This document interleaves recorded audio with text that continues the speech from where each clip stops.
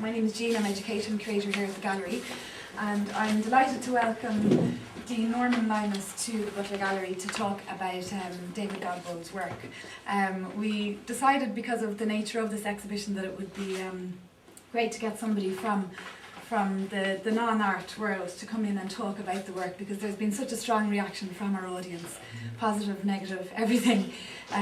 So we felt it was important to get somebody from outside the art world to talk about the exhibition. So I'm delighted to welcome the Dean. It is one of his last appearances in the city, because actually he is moving to Bermuda. I just heard this about 5 minutes ago, but Dean Norman has been here for 18 years in Kilkenny and has been a very active member of the community while he's been here.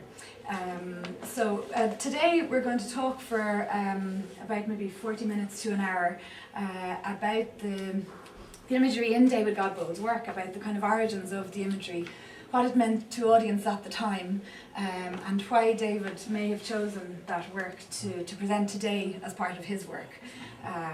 So we're going to kind of use a few questions as prompts, but really we'd like you to jump in where possible and ask questions, make comments, and we have the whole of lunch to do that, so there should be loads of time. But what I'd like to do is just to start off by asking about the religious imagery and iconography in David Godbold's work, because it's a starting point for David Godbold's work, and I'm very interested in the origins of those images, where it comes from, and where the artist might have found it or come across it. So we're going to start with this work here. Well, first of all, Dean, many thanks indeed for that lovely introduction and welcome. I may not be from the art world, but I represent a serious patron of the arts, all through the centuries, as you probably have gathered. And this particular piece that we're reflecting on at the moment, as many of you will well know, it's the martyrdom of San Sebastian. And this particular piece would have been quite popular in the 17th century because it actually reflects the legend of San Sebastian, who was a soldier, some believe, who resisted the advances of a senior officer in the Roman army. And because he refused to succumb to those advances, he met his end by being tied to a stake or a tree and then used for archery practice.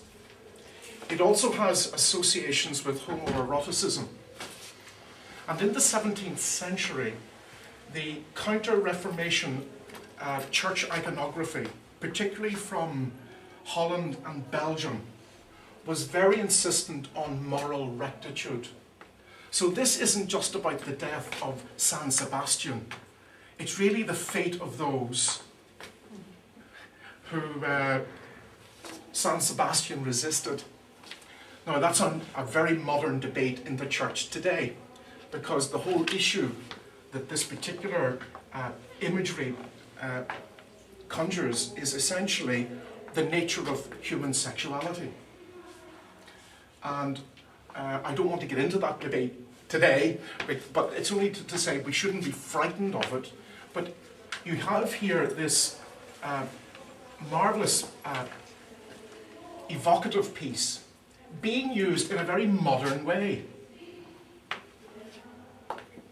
And it's very interesting to see how the combination of what would have been a evincing moral rectitude in a 17th century believer, how in our skewed world today of postmodernism, that what the artist has done is possibly suggest, and this is one of the interesting features of this, if you look at this face, that's the face of the actor Val Kilmer playing Michael Dorr of The Doors. And he used that deliberately to transpose onto this. And Kilmer never talked about his role as that particular artist, as you know, who ended up, I think, dying of excess, we'll put it kindly that way. So there's a lot of rakishness in this particular piece, but it sets the tone for a lot of what we're going to see, and even down to the very fact that we're here in this hallway. And if you look at the advisory note, it's written as if we're being kidnapped, and that the people to whom this note is going is sort of suggesting there's a ransom to be paid here. And the ransom is, are you prepared to have your view of reality rocked? Because that's exactly what the artist is intending, I believe. He rocks our view of reality. And the inspiration behind rocking that view of reality is through revered iconography. Because this iconography that we'll be looking at became not only very popular on the continent, it found its way into 19th century Gothic revival church building, particularly right throughout the second half of the 19th century in one of the traditions of the church. You would see it a lot in the Stations of the Cross. And it reflects Flemish and Dutch iconography from the 17th century, concerned as it is to elicit the appropriate moral response from the believer. So there's it's heavily weighted upon the passion of our Lord, and it's also heavily weighted to the sufferings of the Blessed Mother. And in that iconography, it should be pointed out, not only is Mary the Blessed Mother, she's the pure virgin that no other woman can attain to be. And it's almost as if the iconography places women on a pedestal and then all men look down on her. That's how skewed it becomes. And it's really, in a sense, used to repress, because with this 17th century iconography, it was also associated with the rise of mysticism. In a sense, having an experience that's too deep for words, that for some takes them out of the body. And that's reflected in the iconography that we're going to see, and the way in which the current artist that under consideration actually uses this. So I hope that has whetted your appetite, and when we go into the next room, we're going to see landscapes, and landscapes are very important in this iconography. So would it be possible to go next door? Make sure to have a good look at this before you... The people that we're considering, particularly the famous artist by the name of Painter, a sort of Flemish artist of this period. Those of you who have been to Holland and Belgium, and you look at these paintings, is this the landscape of Holland or Belgium? No. Where do you think it's the landscape of? Germany. Germany or Scotland or Switzerland. Switzerland? But it's anywhere but Holland or Belgium. And that's a very important symbolic feature, because this landscape is, in the artist's mind, is representative of the new tranquil landscape that the moral rectitude of the Counter-Reformation will bring people. It will bring them tranquility and harmony and wonderful views and a sense of peace. Why? Because their landscape is poor. They were ruled by the Spanish. The French were constantly knocking at their door to get at Spain. And Holland and Belgium formed the crossroads of Protestant North and Catholic South. And the battlefield was there. So this landscape is an escape from reality, and from the very harsh reality described by Hobbes in his Leviathan, that life without fear of a restraint is nasty, brutish, and short. And it was exactly that these landscapes take us out of. And again, you're invited in this tranquil landscape to put in your own narrative. But if you see this landscape in a way as representing this new kingdom that people can experience away from war when peace reigns, that is exactly, if you like, the exteriorizing of what is the interior peace of the grace of God in a person. So, having come through the front hall, we're now in this sort of tranquil area of a landscape that never was. And that, in a sense, gives a hint of what is to come with the artist. Because now our reality is going to be completely skewed. Skewed with good humour, but also skewed as you go on the spiritual journey of the artist. Whom, when I spoke to him earlier this year, when was it? At the opening. At the opening. The opening of the Arts Festival. Wasn't it back in August? Yeah. Yes, back in August. I spoke with the artist. The artist would be an avowed, as he calls it, atheist. And just to explain to you the origin of the term atheist, it comes from the Greek atheismos, and it means one who doesn't worship the gods. Christians are atheists and are proud to be. Why? They don't worship the gods. They worship the one true God, whose fullness is expressed in the person of Jesus of Nazareth. And in fact, one of the earliest claims made against the Christian church when a Christian stood before a Roman governor was that you're an atheist. Because you wouldn't worship the Pax Romana. You wouldn't bow to the emperor as divine. So when I explained that to him, that are you happy to be called an atheist, meaning that in fact you're really a subversive Christian, he got rather taken aback. But I just share that with you. But just to say that we now move on, I hope that you'll see the train of thought that we have here. A landscape that never was for those artists who painted this.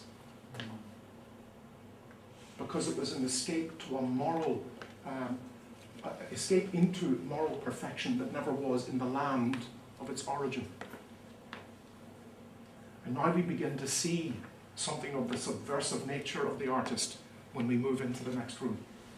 If Romanticism had any, 19th century Romanticism had any effect, because they were very much taken with this kind of Goethe and so on, going up into the mountains and escaping from the everyday busyness of life, and which didn't last very long. I mean, one of the effects of it was, for example, Kilkenny, the waterfall out in Kilkenny, which was, apparently it was a movement lasted only about 20 years, but it was very much a nature, Wordsworth and Shelley and so on, they were very much into this, getting back to nature, Rousseau and so on. It's, nature was seen as being perfect, and the word of man was very much an imperfect word. So you have wandered lonely as a cloud that floats on high o'er vales and hills. Yeah, the daffodils. Indeed. Yeah. Well, just to say that the influence of this movement is reflected in 19th century Gothic revival, some of which is actually evidenced here in Kilkenny, St. Canice's Cathedral. The great nave and the carvings in the great nave of Canadian red pine reflect Victorian romantic notions of how a Gothic hall would have looked like. The cathedral in Norman times never looked like that, but they believed it did, and that's all that mattered. And therefore that's what they put in. Actually, even the castle itself, the crenellations wasn't there prior to, say, 1800. It was put into just to glorify it and give it an antiquity which it didn't really have. Or a semblance of antiquity Or a semblance, that gave people a sense of this is well rooted. Yeah. But all that well rootedness that we've been talking about here will be undone when we go next door. So a series of cartoons, as they would have been known even back then, reflecting the Veronica, the true image, or the crucifixion scene, or the, I'll come to this particular one in one moment, basically instruments of martyrdom for various, what we even have here of St. Christopher. And this would all have been very familiar territory for the believer entering a church where, again, what motivated people was reflection on the passion of our Lord, reflection on the sorrowful face, the love of God expressed in the eyes of the true image for each of us. And here the artist has taken these and subverted what was their original message into what is a very postmodern, idiosyncratic view of reality.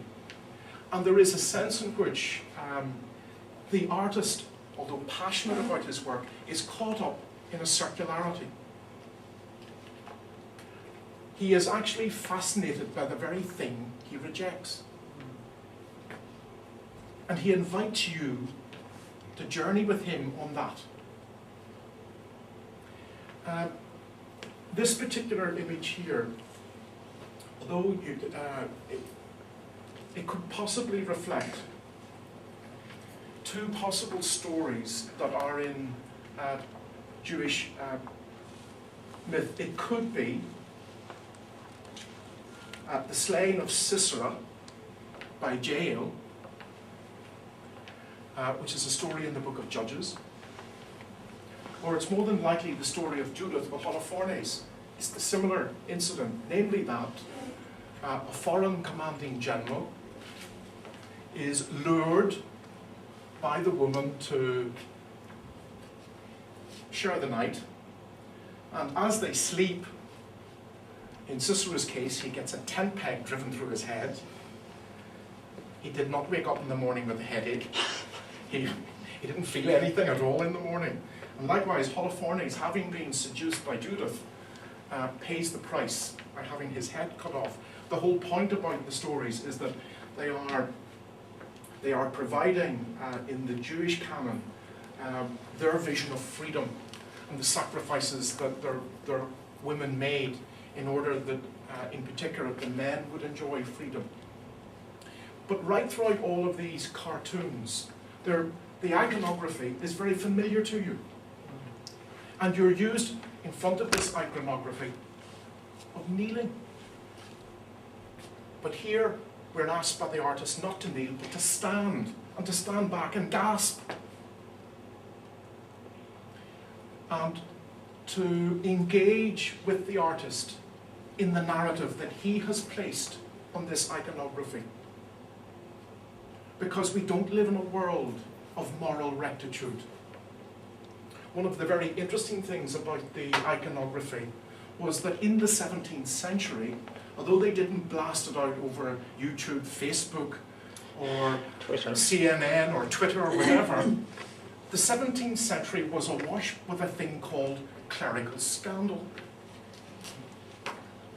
And it appeared, irrespective of the tradition of the church where it happened, that the church authorities did nothing about it.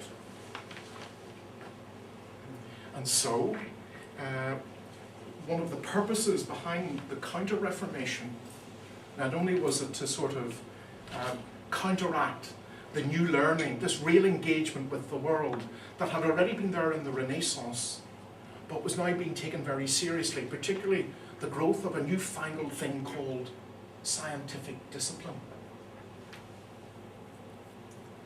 And it also saw the rise through the 17th century of a thing unheard of, and there were actually laws against it, that women could become artists. A scandal, because it meant that women were allowed to draw naked men. Oh! And more to the point, that women were beginning to assert, particularly those that were, they were actually exercising real power and influence. Despite what the historians have written, a lot of the power behind the throne was an ambitious woman, if not an ambitious woman already on the throne.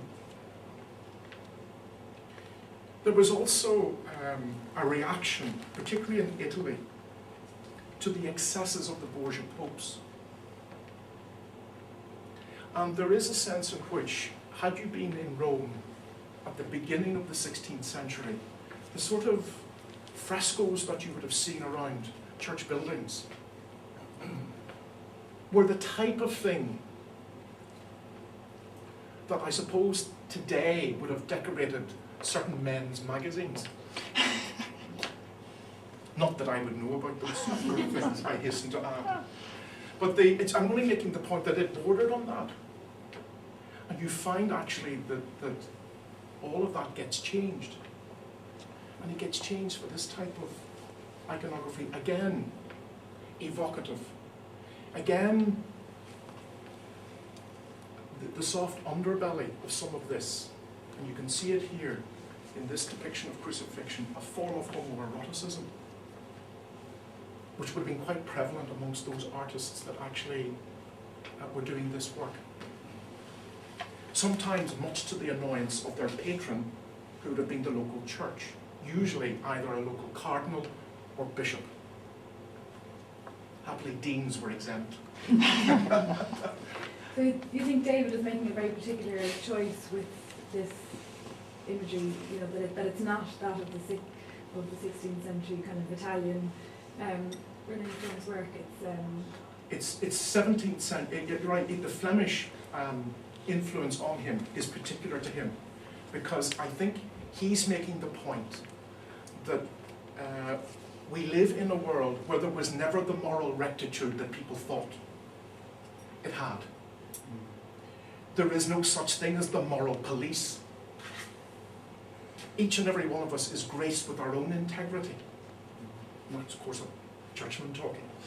But I think in his own way, but from a different angle, he's actually saying each of us has our own integrity. And each of us has to bring our own narrative to this and choose to be offended rather than actually be offended. And that's the issue. I think that he thrives on this notion that people react, oh, this is awful, very offensive, and go. In actual fact, you choose to be offended. But once you begin understanding what this work is about, then in fact it's making a very profound statement about the human condition.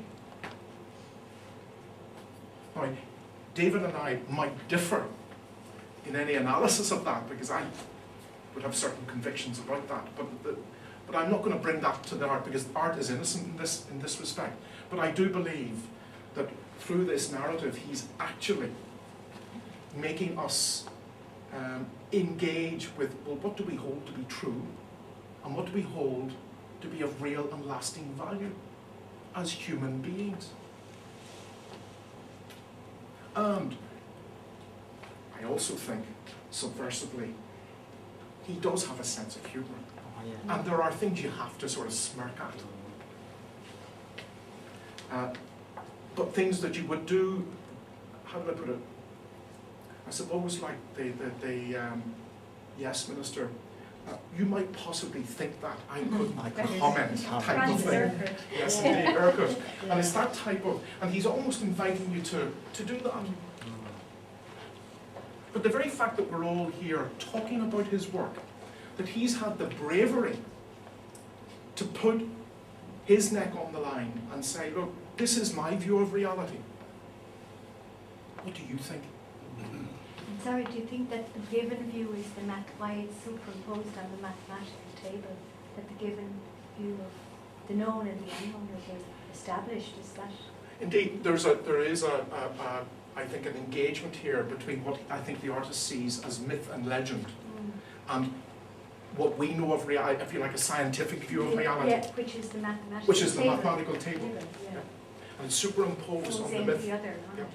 But they are found drawings, because he does work, he layers his drawings on top of found drawings as well. Right. And there's an interaction between what he's found and what he superimposes on top of it. So it is good to understand that there are two levels. Yeah. within But the he's chosen this from the set. Yes. To give. They could be kids' drawings, Yeah. they could be found He's linked works, or Yeah. newsprints, or cartoons, or... But the bulk of his work has actually been inspired from the landscape of the Dutch and Flemish, as I've intimated from the last room, with aspiring to that which never was, precisely because of the horrors that they were experiencing in their own land, which was war-torn, constantly war-torn, and where atrocity was the order of the day. And war back then was brutal. We think of Drogheda as being a horrendous incident in Irish history. It pales into insignificance with what was done in Holland and Belgium in the same period. It pales into insignificance in terms of the scale of atrocity. And therefore, this was really, this iconography was there to inspire people to look beyond the present and to see that there is a better world to come, and that their present sufferings will be alleviated in that world to come. The other thing that 17th century iconography of this type did was that it made Christ less the stern judge who needed to be appeased by the soothing mother. There is a much more accessible Christ being presented. And the mother, you actually see in the Madonna and child sort of iconography, that the Madonna, she focuses on the child. The focus of the painting is on the child, not on the Madonna.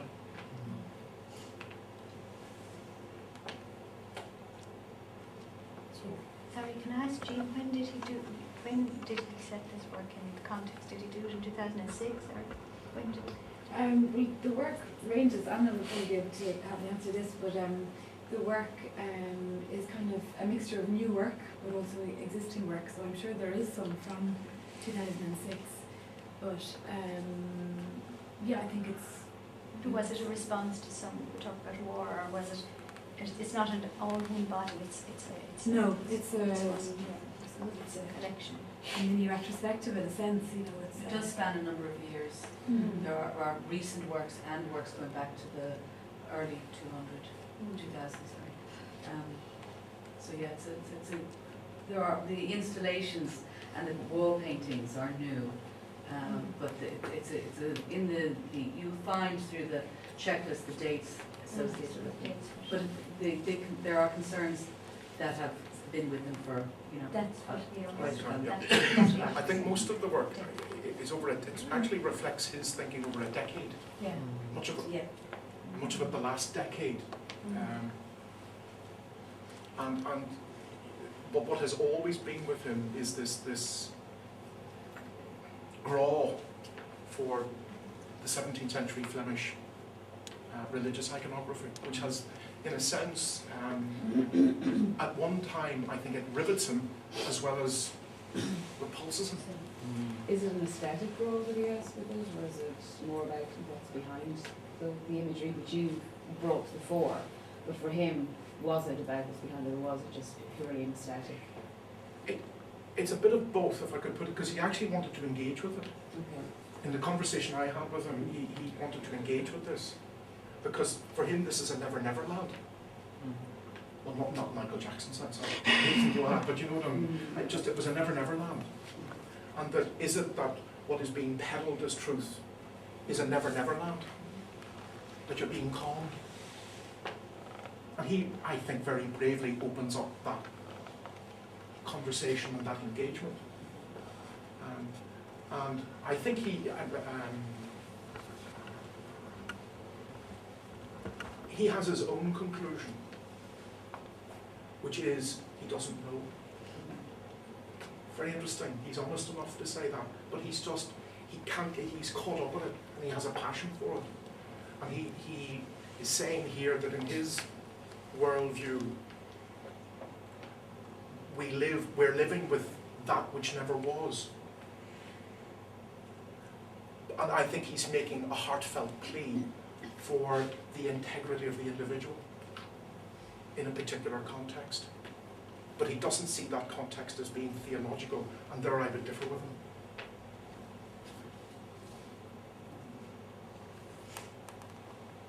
Does anyone have any more comments or questions in this space before we move into the next two? Can I just clarify? So you see the audience's interaction with his work as theological to each individual? Yeah, absolutely. But because he's actually over that engagement precisely because he is equally attracted to and repelled by that which he actually wants to reject. It's that fascinating sort of complex love-hate relationship. Rather like the Anglican Church and the Roman Catholic Church. They're like two sisters, can't live with each other, but can't live without each other. Do you know, I mean, but everybody understands it, because that's the way families are. And he actually he's engaging in the complexity of what is the human condition with things that he challenges people in terms of Meaning making. their own meaning and significance. Particularly with a morality and a view of the human being. Was it ever like that? Question mark. Was it ever? But that's a question for another day. But that's, I believe, what he's... And certainly in the conversation back in August with him, in the engagement with him, he was fascinated by the fact that a churchman would actually see the humour in what he's doing. Because as I said to you earlier, you come away here and you choose to be offended.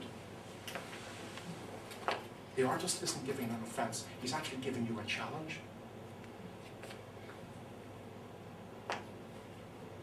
Besides which, if everybody left offended, sure, the artist would think it would be great, and even more would come to see why everybody was offended, and so the circularity goes on. Whereas if you come and see the exhibition for what insights he's actually trying to convey to us, I think we go away all the richer. Yeah, I'd really like to get back to that idea as well towards the end of the talk, because I have some of the visitor comments and I'd like to read them out, but you mentioned just there that you felt art is innocent in all of that, and I think a lot of visitors when they come to see the exhibition don't feel that at all. You know, they are offended by the art and don't feel it's innocent at all. But maybe we can get back to that. We'll get back to that point. Needless to say, you know exactly what's being depicted here in terms of the woodcut. It's the story of creation.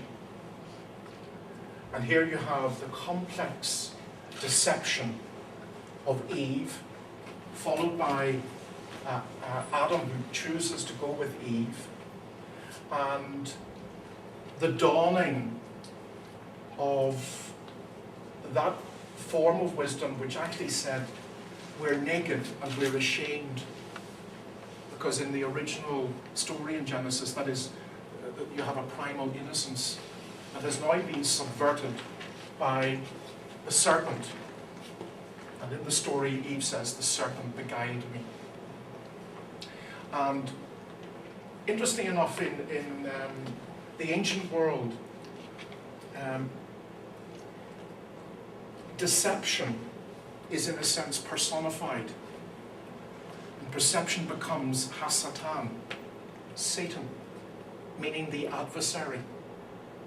Or he becomes Lucifer, the bearer of light, but who's actually the bearer of darkness. And indeed in the Muslim tradition, what is called the devil is actually not of this earth. He's not clay. He breathes fire and has the arrogance that he will not, he doesn't even bow down to God. So here you have, if you like, the theological complexities of Genesis being thrown to the wind utterly. I mean, this is sacred truth, so to speak. And the artist tells you what he thinks of it. He's perfectly entitled to hold that view, and I will defend his right to hold that view, but I disagree with him. By the way, I didn't mean to slap it so hard. But here, by the way, the dictionary, Dr. Diablo, is a sort of complete skit. It's one of those sort of humorous books that you buy your mother-in-law for Christmas in the hope she finds it distasteful and that you don't have to buy her any more presents. No, I jest. It's basically, here, you have the subversion of sacred truth with a quirky humour, a little of what you fancy does you good. I mean, and again, by the way, in the story as presented in Scripture, we're not told it was an apple, we're just told it was fruit. But the most seductive fruit of that part of the world is not an apple, it's a pomegranate. And here you have, as I say, this wonderful subversion. Not only do you have the harmony of the Garden of Eden, but the acknowledgement in Adam and Eve of their nakedness, because they've actually disobeyed. The one thing that the ancient story said was that they were not to eat of the fruit of the tree of good and evil. Create the knowledge of Good and evil, that's it. Because it would create they would become like God.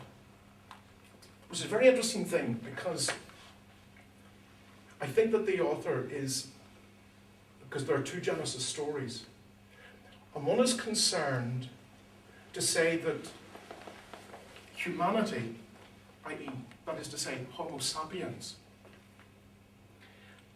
as a living, breathing entity, is connected to God. Why? Because that by which God lives and moves and has his being is gifted to humankind.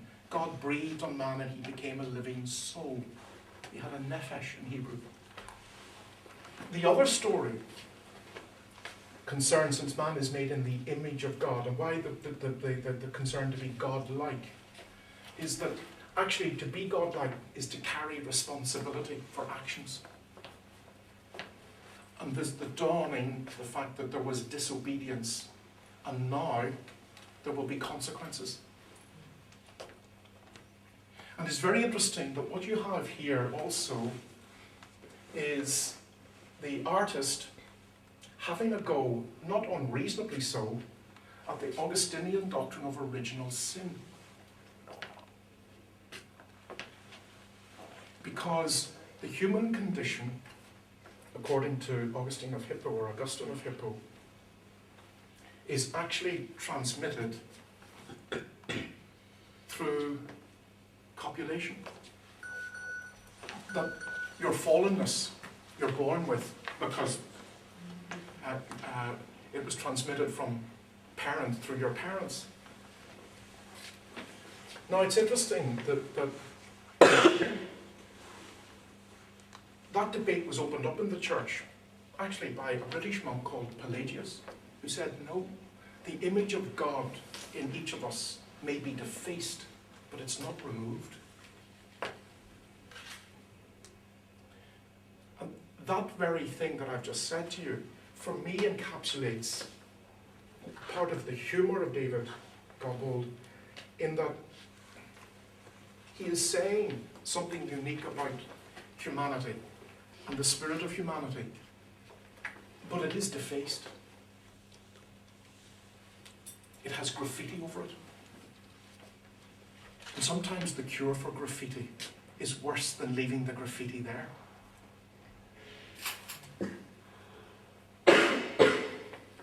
But again, this is consistent with what we have been going through, namely a view of humanity that in the artist's mind never was.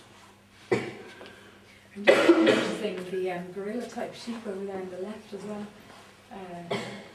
that kind of contrasts to the rest of the sheep.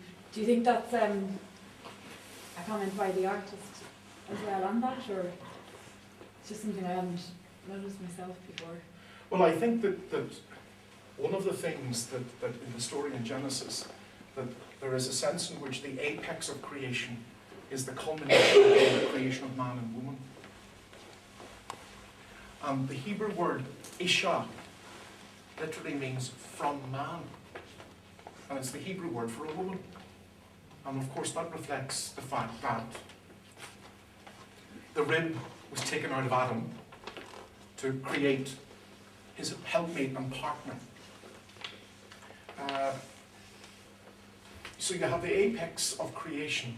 And it's very interesting that the ancient writers had a sense that how they were trying to articulate for their time and their generation what it was to be human.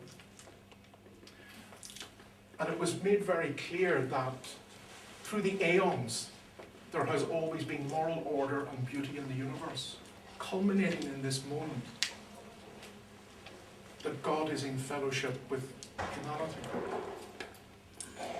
Now this is not a view shared by the artist, but the point about it is that here he again has taken a very, what would have been a common enough woodcut that you would have seen either printed in a Bible or decorating maybe a church hall. I mean a churchman's house. And that wouldn't have been unusual. And again, it would have been reminding people both of gift and fallenness. But for the artist, this is not where his view of reality, and therefore he wants us to, not only I hope with good humour, but to see that the human condition is somehow skewed.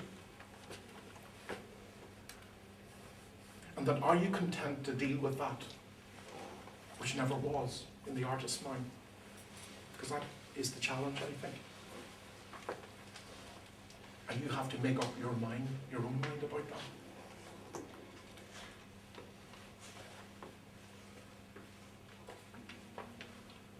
And woodcuts as propaganda were quite common in the period that we're talking about.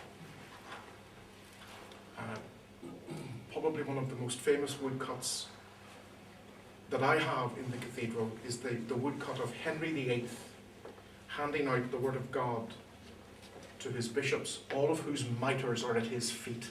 And that's telling you something. And he's handing out the word of God to the peers spiritual and to the peers temporal. And one of the lovely things about the woodcut was that this particular edition of the Great Bible appeared in July 1540. The artist, the woodcut shows Henry VIII handing the Bible to his then Chancellor, who was Thomas Cromwell. But by the time the Bible came to be published, Cromwell was... So the woodcut shows the coat of arms of Cromwell having been scored out. It's so these were important pieces of propaganda. And would have been used and talked about either at home or wherever, and used as an educational instrument as well. I should also say in that same woodcut, right at the very bottom right-hand corner, with a balloon coming out of his mouth, they all say this, but the lowly prisoner with the gallows in the background even shouts, "Vivat Rex." Very interesting piece of propaganda. Any questions? Well, I mean, probably without one of the greatest inventions of mankind was the printing press, and probably without the printing press there would have been no Reformation, because prior to that it was all handwritten, and it was very easy for the church to control whatever information was out. But with the printing press it was impossible. There was a flood of religious leaflets and whatever was being, and the Bible itself, of course, was being very quickly produced and distributed. Well, the very fact that one of the many of the early collection of books in most libraries are actually collections of Bibles, because that was the book, that was the main educational tool. You were taught to read and write using the Bible. Yeah. And of course, the other big feature of it was that prior to the printing press, it was only in Latin. And with the printing press, it led to the development of the vernacular languages so that everybody was able to read the Bible. Before that, you couldn't, if you have the Bible, you still couldn't read it. You couldn't afford it anyway. If you had it, you couldn't read it. Now you had it in your own vernacular language, which itself had to develop because they had to have the subtlety of the language. The local language had to be upgraded to cope with the complexity of the Bible itself. Well, literacy skills improved as a result of, to quote the Book of Common Prayer, that the people should worship in a language understanded of the people. It's a very interesting, and it was a Reformation principle. Yeah. That you read in a language. And even in the Irish language, the first Bible came in through the Reformation, through the Protestant churches, again for the same purpose of distributing. That's right. Unfortunately, it didn't happen. Well, Nicholas Walsh here in Kilkenny did the first translation, but Bishop Jeremy Beadle is always sort of given the credit for it. But in fact, it was Nicholas Walsh's work that got taken up by Beadle. And unfortunately, Elizabeth I did provide for an Irish prayer book, but the funds that she gave for it really didn't find their way probably past Luton. The West Coast. But the West Coast, I mean, it never touched the West Coast. Coast. Exactly. So it took a century for all of that to happen. Yeah. So here, anyway, we see that the subversion of the artist that we talked about earlier continues. And I think we can go into the final room, iconography, from the earlier room. The landscapes that never were. The religious iconography. Here you have, although it's in cartoon form in a sense, the rapture of the convert. You also have here the resurrected Lord with the wounds of the Passion, which were actually a very favourite theme of this particular form of iconography, representing the nails in the hands, the side, the feet, the crown of thorns, and in a sense trying to encapsulate unimaginable suffering, and particularly mental suffering, because salvation is really about the fight for the soul of man. And again, what you have here very clearly being asserted is the Bishop of Rome, and in a sense he's feeding bears, as you can see, but doing so in a kindly sort of way. But again, this reflected, if you like, the moral authority of the church, providing the necessary information, wherewithal, and indeed corrective element as well, should it be needed. Again, in the iconography that we have around us, we have added, particularly here, a fourth cross. As you know, there were only 2 robbers crucified with Jesus, but yet we see here a fourth cross. And that fourth cross is for us. We are crucified with Jesus. And therefore it's actually reflecting a baptismal theme.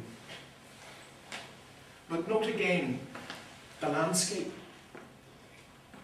You wouldn't see that in Belgium or Holland. And therefore it's reflecting that which never was. And just finally I want to draw your attention to what is in fact the figure of the risen and ascended Christ. And note he bears the wounds of the Passion. Note that there's a sorrowful, doleful look in the face. And it's reminiscent almost of the sort of Noname Tangeri tradition, do not touch me. Because for love to be properly understood, it cannot be grasped. It's held openly for people, and it's there for all. And yet, here we have the artist challenging this sort of moral rectitude that allows us to wallow in despair in order that salvation seem to be all the greater. And that he challenges very profoundly, I think, the necessity of sacrifice and the whole sacrificial theology of the church that goes with that. Now, it's very interesting that, believe it or not, the representation of the passion of Christ was always ever intended to show that it was the sacrifice to end all sacrifices. It was not a sacrifice to be repeated by anybody else.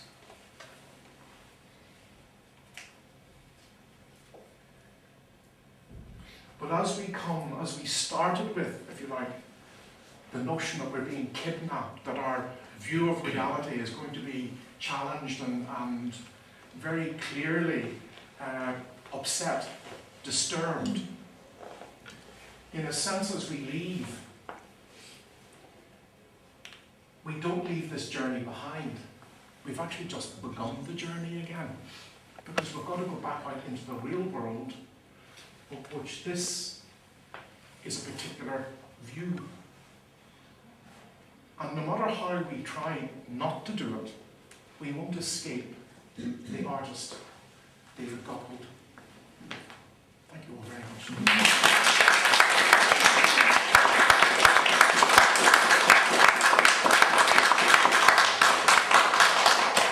I would encourage you to read some of the comments that have been made at the end of people's journey through the exhibition before they go out into the real world, because they really are quite entertaining at times, but they kind of give you a different perspective on the exhibition as well.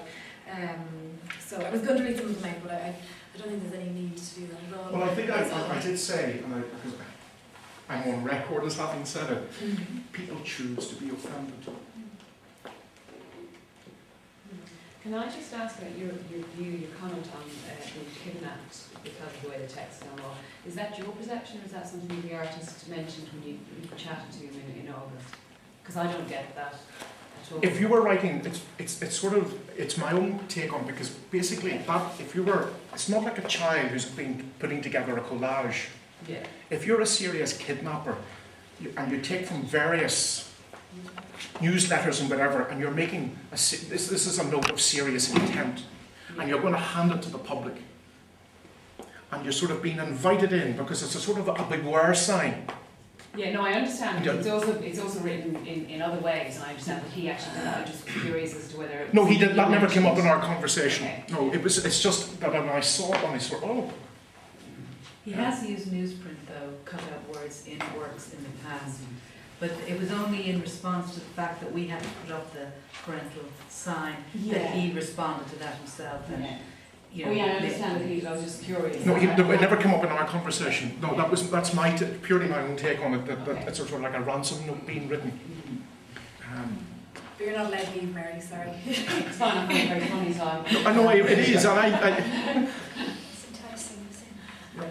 I find it interesting that you put up the parental advice note, because I mean, surely all art that goes in has the ability to kind of insult somebody's opinion. So I mean, it's just because we're obliged, because of child protection and because we're a public space, to warn parents to preview a show before bringing their children. So it allows them to make a decision themselves for the children, not for really adults in general. It's more for families that might feel that we've exposed their children to material that they don't want them to see. I can understand why you do it, but I was like, I've never seen it all the times that I've been here before. I've never seen. We had to do it once before. Yeah. Once we were asked to do it by the castle.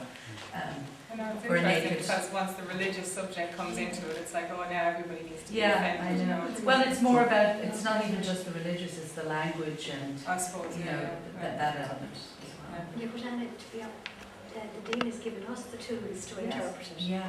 And helped us on that journey, but I think people coming in often do not have those kind of cognitive skills to interpret an exhibition. That's where they need.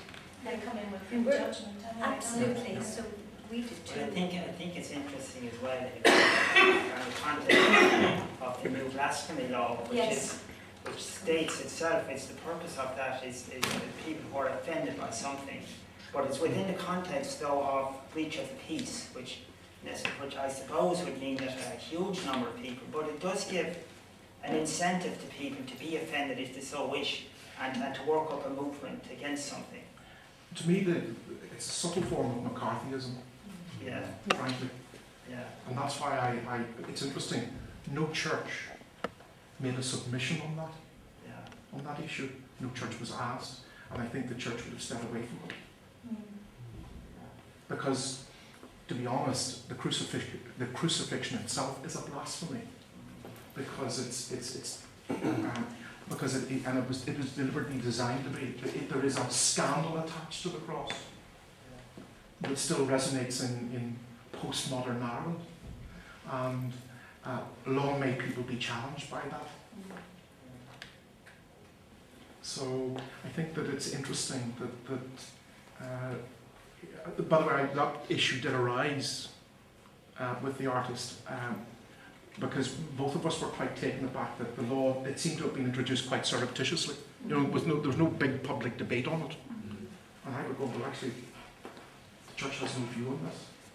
Well, I think actually what was happening, they were just doing a general review of the laws, and they suddenly saw this gap that there wasn't there was a provision in the Constitution against it, but no legal backup.